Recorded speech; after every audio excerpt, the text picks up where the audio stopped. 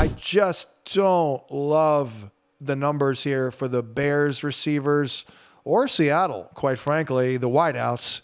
So I'm going to go tight ends. Final Thursday night football game of the season and final chance to hit a Thursday night special, which I will pop out here at the end. We've done very well with the Thursday night special, all things considered, since it's a high-risk prop and all that good stuff. Last week, Devon Vele, that was probably the best call of the year, maybe second or third best call of the year.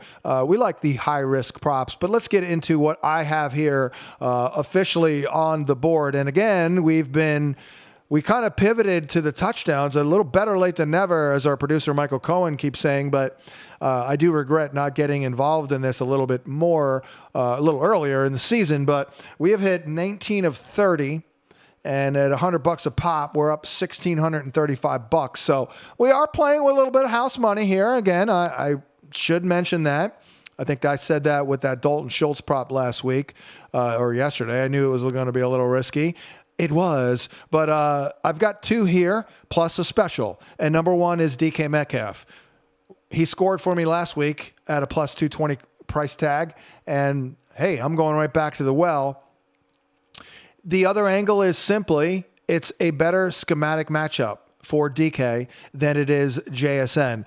Not that we're worried about Tyler Lockett either, because Lockett has failed to hit 22 yards now in 6 straight games. DK did bounce back last week with a 25-yard catch. That was a pretty nice one. Then again, the schematic matchup is pretty good. They run cover 3 at the league's second highest rate, and he averages a pretty strong 2.07 yards per route run against cover 3. So between that and the fact that he is a big body receiver, of course, who usually does well in contested catches situations, good for a tutty. So either a big play or an end zone ball, basically. So we're going to go for that. And in that same vein, hopefully he catches one and hits this, and then we'll be halfway there to Geno Smith. We're going to go with 2 touchdowns or more. Look at the odds. Pretty good. So just got to throw 2, dude. I think we're good. We can do this. We did it last week at a plus 100 clip. So those are the 2 touchdown props that I'm popping out here. Let's get into next let's see here, 3 props that I'm in on. There was another one. I almost did the DK prop, actually, over 4.5 receptions, but I don't know why I didn't do it. Maybe I should have, but FYI, we'll call that a lean. The odds were pretty good on that. But I am in on Zach Charbonnet here at over 68.5. Certainly, the Bears are not offering much resistance these days to anything. It'd be nice if the game were in Seattle, but of course, if it was, it'd probably be raining and it'd be sloppy. So I'm in here with the Bears representing a damn good matchup here. They have given up the 3rd most adjusted yards before contact in the NFL, 2.53. That's good for a guy like Zach Charbonnet. You got to block it up for him a little bit. And the Bears, they help out in that regard. They give up the 2nd most rushing yards per game, 117. So we can get there with the massive workload. There's no one else behind here. Kenny McIntosh. I thought he was going to be a decent prospect, Kenny McIntosh. No, he has not been. He's barely touched the ball. The Bears also last week had no answer to Jahmyr Gibbs. That was one of my top 5 props that hit.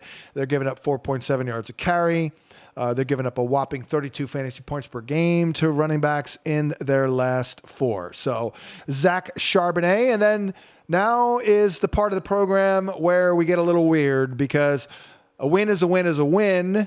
And I just don't love the numbers here for the Bears receivers or Seattle, quite frankly, the wideouts. So I'm going to go tight ends. And I've had a little joke here over the holidays with Noah Fant. I've called him Fanta Claus. And he actually has had some pretty good games late in the season, right around this time. In fact, I will call up the game log from last year because he was having injury problems last year this time, and he only played one game, but it was his best game of the year. Week 17 last year, he had 6 targets, 5 grabs for 59, and you might actually be stunned to learn because I think a lot of people believe that Noah Fant retired, but Noah Fant has 3 or more catches in 8 straight games, and he's got 13 targets in the last 2 games, 6 for 65.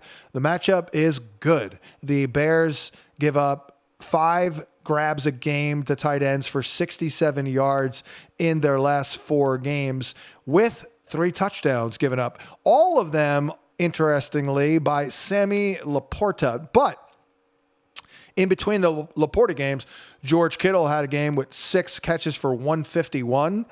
And I did like Hawkinson in this matchup last week. It didn't happen, but I mean, it kind of did. He got 5 for 52. I believe he hit his prop. Yeah, pretty sure he did. I think the prop was like 46.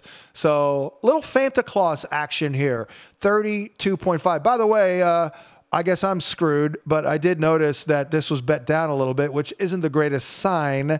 But this is a little bit more for entertainment purposes.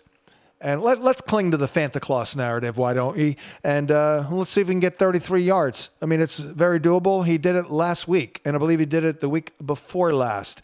We're also going to go to the other tight end on the field, and this is a little bit of a reach, but it's not like Cole Kmet isn't good. He is. He's had some really good moments here, and the reasoning here is, A, it's only 17.5 yards, but B, the Seahawks have been an underneath funnel. They, going into last week, were allowing the second most receiving yards on throws within 10 yards of the line of scrimmage, but the 12th fewest on the deep ball. The Vikings got him down the field last week. Didn't need Hawkinson all that much, but he had 5 for 52.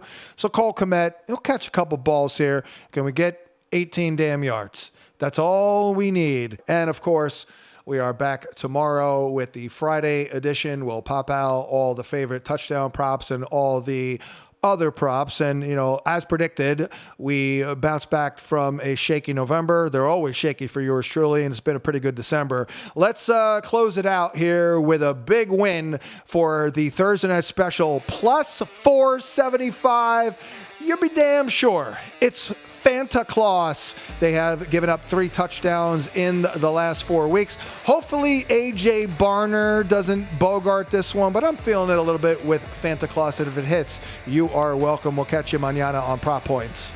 Thanks for watching, but don't let the betting insights end here. If you want an extra edge this football season, you can get a month of VSiN Pro right now absolutely free. That means access to our betting insights, analysis, and tools like our betting splits at 0 cost to you. Click the link in the description to sign up.